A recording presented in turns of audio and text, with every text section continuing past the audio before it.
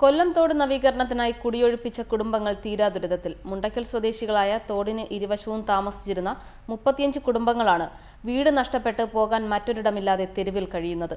വീട് നഷ്ടപ്പെടുന്നവർക്ക് പകരം ഫ്ളാറ്റ് നൽകുമെന്ന് പറഞ്ഞിരുന്നെങ്കിലും ചുരുക്കം ചിലർക്ക് മാത്രമേ ഫ്ളാറ്റ് അനുവദിച്ചു നൽകിയിട്ടുള്ളൂ.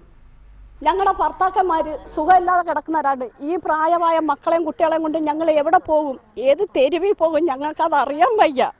ഞങ്ങൾ വെച്ച് തിന്നുന്ന പോട്ട് ഞങ്ങൾ രാവിലെ 1-നും 2-നും പോകാൻ ഞങ്ങൾക്ക് ഒരു നിവൃത്തിയില്ലാതെ കിടക്കുന്നവരാണ്. തൽക്കാലികമായിട്ട് എവിടെയെങ്കിലും ഒരു ഷെഡെങ്കിലും അടിച്ചു തരണം ഞങ്ങൾക്ക്. വീട് നഷ്ടപ്പെട്ട് കഴിഞ്ഞ 10 ദിവസമായി മക്കളെയും കൂട്ടി തെരുവിൽ കഴിയേണ്ടി വന്ന വീട്ടമ്മയുടെ വാക്കുകളാണിത്.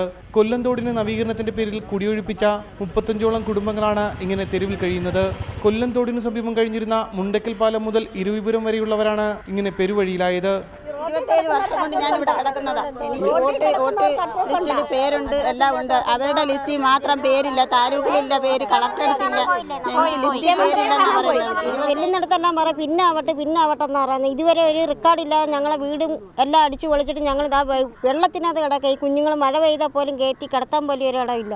എവിടെയെങ്കിലും ഞങ്ങൾക്ക് ഒരു കിടക്കാടം തന്നാൽ മതിയായിരുന്നു. വീട് നഷ്ടപ്പെടുന്നവർക്ക് ഫ്ളാറ്റ് അനുവദിക്കുമെന്ന് പറഞ്ഞിരുന്നെങ്കിലും അത് ലഭിച്ചത് കുറച്ചു പേർക്ക് മാത്രമാണ്.